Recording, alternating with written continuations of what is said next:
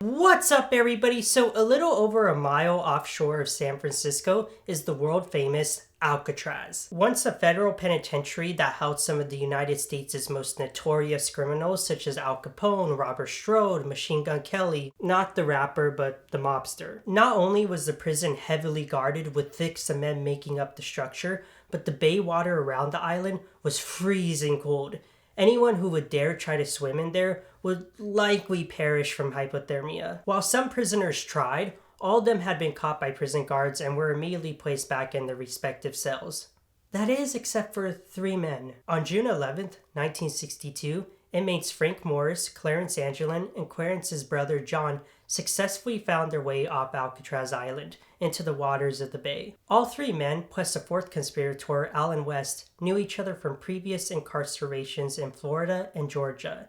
And by December 1961, the 4 of them had cells adjacent to one another on Alcatraz. It was during this time that Frank Morris, who had recently escaped the Louisiana State Penitentiary, only to be caught and sent to Alcatraz, began forming a plan to escape the island with his fellow inmates. Now, Morris reportedly ranked in the top 2% of the general population based on his IQ testing. So, yeah, the guy was smart. The plan Morris came up with was to use the various materials the 4 prisoners came in contact with during the day at their various prison jobs and via other inmates in order to widen the ventilation ducts beneath the sinks of each of their cells. Some of the materials they used were discarded saw blades found on the prison grounds, metal spoons from the kitchen hall, and a makeshift electric drill improvised from the motor of a vacuum cleaner. Again, I have to say, these guys are pretty smart in terms of just engineering. The 4 men concealed their work with painted cardboard that they would place over their cell vents, and masked the noise of their work by having Morris play his accordion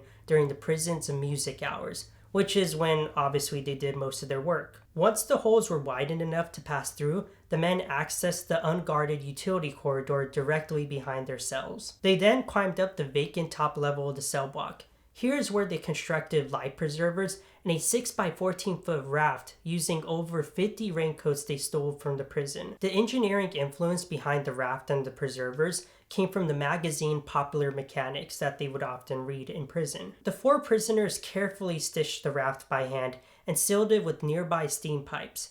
Paddles were made from scrap wood and screws that they were able to get their hands on as well. Now, you may be wondering, as the 4 men worked on the roof, how did none of the Alcatraz guards not notice the prisoners' cells were empty? Well, it turns out the men concealed their absence by sculpting dummy heads from a homemade paper mache using a mixture of soap, toothpaste, concrete dust, and toilet paper, and giving them a realistic appearance on the heads were paint from the Alcatraz maintenance shop and hair from the Alcatraz barber shop floor. They would place these heads on their cell bed pillows with towels and clothing piled underneath the blanket to make it appear as if they were sleeping in their cell. After months of preparing, the night had arrived for the prisoners to escape Alcatraz Island.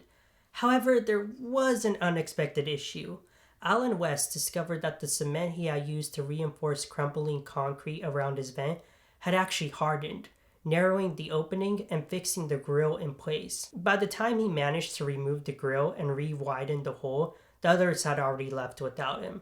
Thus, he just returned to his cell and went back to sleep. As far as the other escapees, they successfully reached the roof and got on their raft into the San Francisco Bay. Guards at the time reported later hearing some banging and noise, but thought nothing of it. It actually wasn't until the next morning, when a guard attempted to wake up the prisoners, that he realized that, in fact, it was a dummy inside the cell and not them. Law enforcement, the military, the Coast Guard, the FBI all went on a massive manhunt for these 3 prisoners. A piece of paddle did get found, a wallet as well belonging to one of the Anglin brothers. Raincoat material was also found throughout the area, but there was no sign of the convicts. About a month later, a ship had reported seeing a body floating in the distance on the San Francisco Bay. Some believe this could have been one of the escapees, while others think that the body might have just been somebody who had recently jumped from the Golden Gate Bridge. The FBI concluded that it may have been possible, but unlikely that the 3 men had successfully escaped, mainly due to the freezing water conditions of the bay. As far as Alan West, he cooperated with the FBI in order to avoid further punishment. When questioned, he did state that the plan was to go and steal clothes in a car upon reaching land. However, there were no reports around the area of such thefts happening that night. For the next several decades, sightings of the three escapees were reported, but none ever led to a confirmation that the three prisoners had survived their escape from Alcatraz. One of the more interesting accounts of their possible survival comes from the Anglin brothers' family members, who reported receiving anonymous Christmas cards throughout the years. In fact, the mother of the Anglin brothers received flowers from an unknown source every Mother's Day until her death in 1973. And two very tall, unusual women in heavy makeup were reported to have attended her funeral. The brother's father also reportedly had two strangers show up to his funeral, who paid their respects and left right away. Today is still a mystery whether the prisoners survived their escape from Alcatraz.